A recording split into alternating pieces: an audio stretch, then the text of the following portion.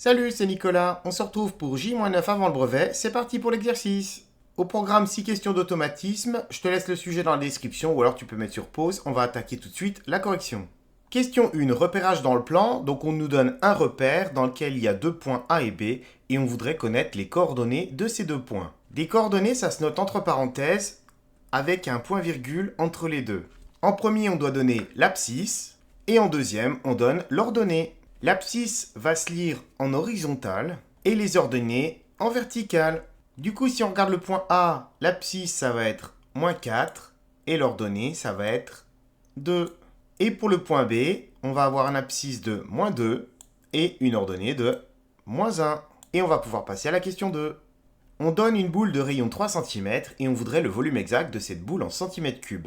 Donc déjà, il faut se souvenir de la formule pour calculer le volume d'une boule. 4 tiers multiplié par pi multiplié par le rayon au cube. Donc là, le rayon, c'est 3, donc on va remplacer le rayon par 3. 3 au cube, c'est 3 fois 3 fois 3, donc je vais remplacer dedans.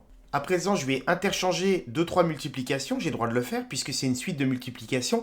Et la multiplication, elle est ce qu'on appelle en mathématiques commutative. Ça veut dire que tu peux inverser ici les facteurs. Par exemple, si tu fais 3 fois 4 ou 4 fois 3, ça fait 12 dans les deux cas. Bon, bah là, je vais échanger des 3 avec le 4, par exemple.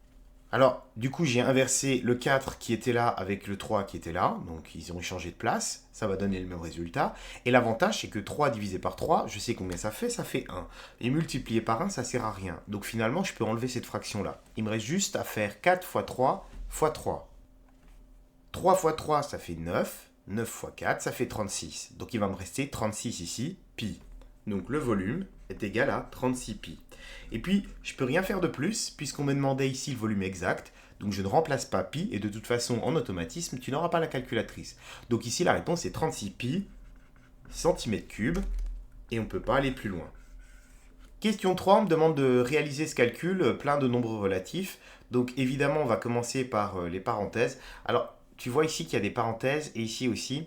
Alors, ces parenthèses ne sont pas des vraies parenthèses de calcul, elles sont juste là pour dire que tu n'as pas le droit de mettre deux symboles d'addition et de soustraction, en fait, l'un à côté de l'autre. On ne peut pas écrire ça. Donc, du coup, tu es obligé de mettre des parenthèses. Donc, ces parenthèses, elles sont juste là pour la notation. De la même façon, ici, ces deux parenthèses, elles sont là pour la notation, puisque j'ai deux symboles moins l'un à côté de l'autre. Alors qu'ici, ce sont des parenthèses de priorité. Donc, il va falloir faire ces grandes parenthèses, en fait, ces crochets, en premier. Alors j'ai recopié les calculs qui ne vont pas bouger dans un premier temps, et là on va s'intéresser à ce qui est au milieu. Donc je vais déjà faire cette transformation ici, puisque j'ai une soustraction avec un nombre négatif, ce qui va me donner une addition.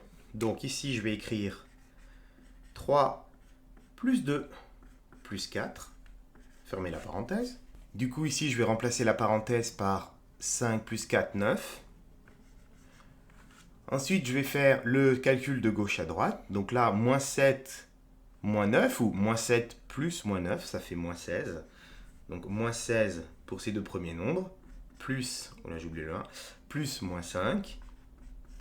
Et moins 16 plus moins 5, c'est pareil que moins 16 moins 5. Et ça fait moins 21. Et on en a terminé pour ce calcul. Question 4, un exercice de proportionnalité dans lequel on nous dit qu'un vélo fait 18 km en 45 minutes avec une vitesse constante et on voudrait savoir quelle est la distance qu'il va faire en 2 heures.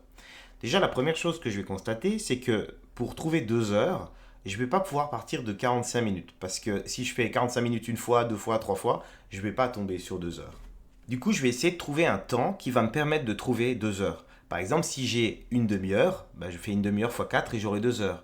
Si je trouve un quart d'heure, je fais un quart d'heure fois 8 et je trouverai 2 heures. Ici, en regardant, je vois que 45 et 18 sont tous les deux divisibles par 3.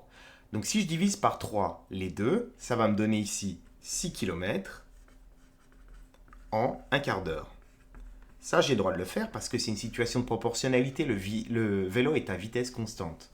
À partir de là, je vais pouvoir trouver, par exemple, une demi-heure ou une heure, en multipliant par 2 deux fois. Donc 2 fois, ça fait une demi-heure, 2 fois, ça fait une heure. Ici, 2 fois 12, encore 2 fois, ça fait 24. Et maintenant, je veux 2 heures, donc je vais encore multiplier par 2. Ce qui nous donne 48 km en 2 heures pour ce vélo qui continue toujours à la même vitesse. Question 5. Une clé USB a une capacité de 1 Teraoctet. On veut y stocker des fichiers de 15 mégaoctets chacun. Combien de fichiers au maximum on pourra y stocker?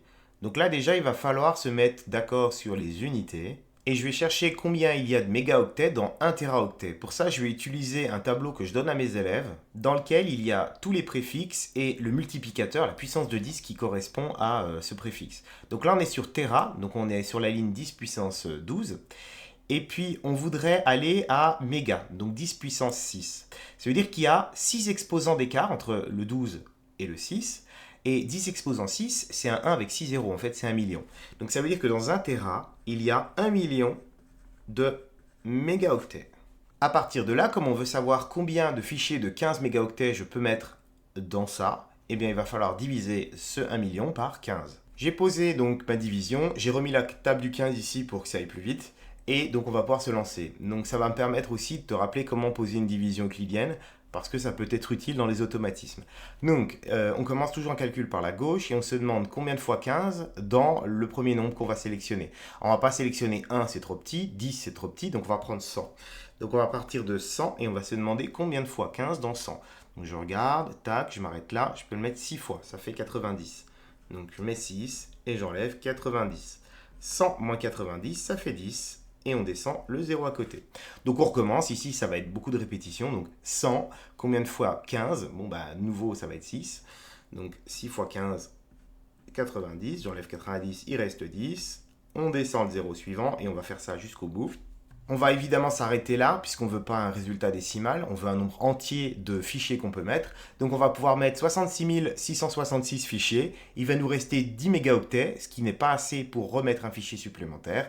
Donc on va pouvoir mettre notre phrase réponse. Je peux stocker 66 666 fichiers au maximum. Question 6. J'aimerais convertir en mètres 3,6 km et 75 cm.